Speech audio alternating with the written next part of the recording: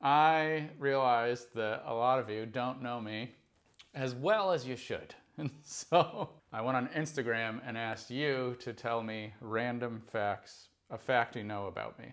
So everything you're about to hear is 100% true or mean. Those are the two options.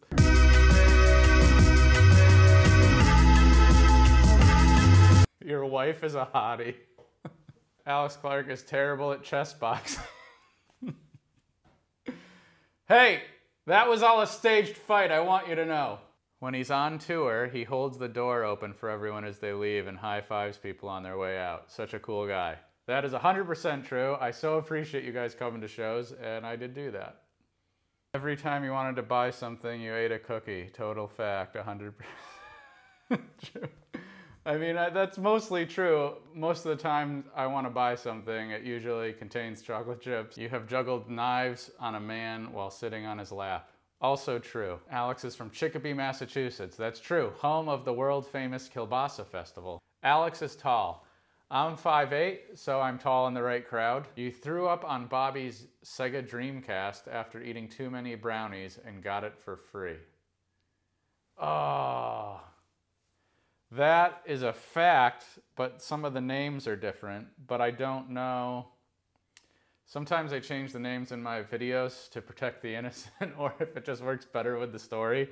This totally happened though, but I can't remember if you got the name right. Anyways, it was my friend Steve. It was a sleepover at Steve's house. Once had a fear of roller coasters, but now love them. This is true. This is a true fan right here. I made a video about this a long time ago. My uncle forced me to go on every ride at Six Flags because I was being a pussy, being like, I don't want to go, I don't want to go. And he dragged me through there like it was, like I was going through boot camp, you know? Like he was training me to be the superhero that I was always born to be. You know that scene in Spider-Verse where Spider-Man's on the edge of the building and he's afraid to jump off? It was just like that, except my uncle shoved me off and brought me on every ride. You're kind of Romanian? This is true, and it's crazy how the internet works. I made one video about saying how part of my family heritage is Romanian, and now anywhere you look on any biography thing, it's like, Alex's heritage is 100% Romanian. He swam here through the ocean to come to America. First generation. It's crazy how that got blown out of proportion. I'm also Italian, Scottish, English, a lot of shit. You used to be a street performer. This is true. I loved that job. I still, it will always be part of me. It's just fun. Like I don't have to do it for the money anymore, but it is a legitimate good time. I love doing that. You're funny. Thanks. You love ice cream? Yes! Cookies and cream was my #1. Then I went to Tonight Dough. You know what I had recently? At Baskin Robbins, they have this like twist on cookies and cream with like coffee ice cream, and it is so good. Odds went out, knocked you down. So this is about the chess boxing fight, and he never knocked me down. The little kid knocked me down, and it was really funny. And if you haven't seen that, go to my channel, search for the Odds Went Out fight. There's a bunch of clips. Your dad was a stripper, and you were proud of him for it. You did not watch that video all the way through, did you? You just got to the point where you're like, this is what I want to believe, and you turned it off. It was a running gag in my family for a while that he should have been a stripper so that we could have been well off, but he never did it. It's actually his birthday today. Happy birthday, Dad.